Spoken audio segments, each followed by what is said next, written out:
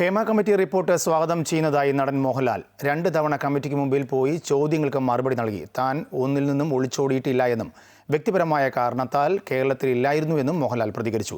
എല്ലാ മേഖലയിലും ഇതുപോലെയുള്ള കമ്മിറ്റികൾ വരണമെന്നും അദ്ദേഹം പറഞ്ഞു. സിനിമ എന്ന് പറയുന്ന ഈ സമൂഹത്തിന്റെ ഒരു ചെറിയ ഭാഗം മാത്രമാണ്.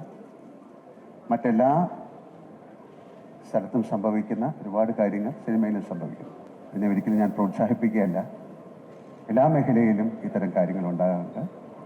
ഹേമ കമ്മിറ്റി റിപ്പോർട്ട് വളരെയധികം സ്വാഗതാർഹമാണ്. ഞാൻ 2 പ്രാവശ്യം ആ കമ്മിറ്റിയുടെ മുമ്പിൽ പോയിരുന്ന് സംസാരിച്ച ആളാണ്.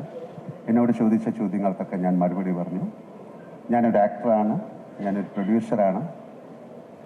അപ്പോൾ എനിക്കറിയാവുന്ന കാര്യങ്ങൾ ഞാൻ പറഞ്ഞു, എൻ്റെ സിനിമയെപ്പറ്റി. അപ്പോൾ പലപ്പോഴും എന്നോട് ചോദിക്കുന്ന മൊത്തം സിനിമയെ പറ്റിയാണ്. അപ്പോൾ അതിനെപ്പറ്റി എനിക്ക് പറയാൻ പറ്റില്ല. എനിക്കറിയാവുന്ന കാര്യങ്ങളാണ് ഞാൻ ആ കമ്മിറ്റി റിപ്പോർട്ടിൽ പറഞ്ഞത്.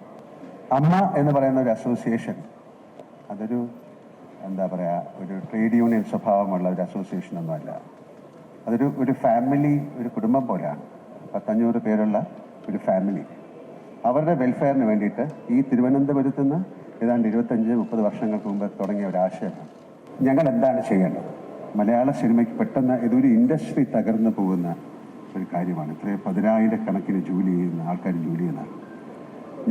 എൻ്റെ ജീവിതം തുടങ്ങുന്നത് മദ്രാസിൽ നിന്നാണ്. അന്നൊന്നും ഒരു തരത്തിലുള്ള സൗകര്യങ്ങളുമില്ല. ആ സൗകര്യങ്ങളിൽ നിന്ന് പിന്നെ മലയാളം എൻറ്റിറ്റി വൈസ് ചെറിയൊരു സ്ഥലമാണ് കേരള.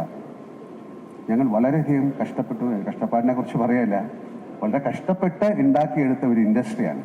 ഒരുപാട് നല്ല ആക്ടേഴ്സ് ഉണ്ടായിരുന്ന ഇൻഡസ്ട്രിയാണ്, ഉള്ള ഇൻഡസ്ട്രിയാണ്, ഉണ്ടാകാൻ പോകുന്ന ഇൻഡസ്ട്രിയാണ്. മറ്റ് ഭാഷകളിലേക്കൊക്കെ പോകുമ്പോഴാണ് നമ്മുടെ സിനിമയുടെ മഹത്വം അറിയുന്നത്.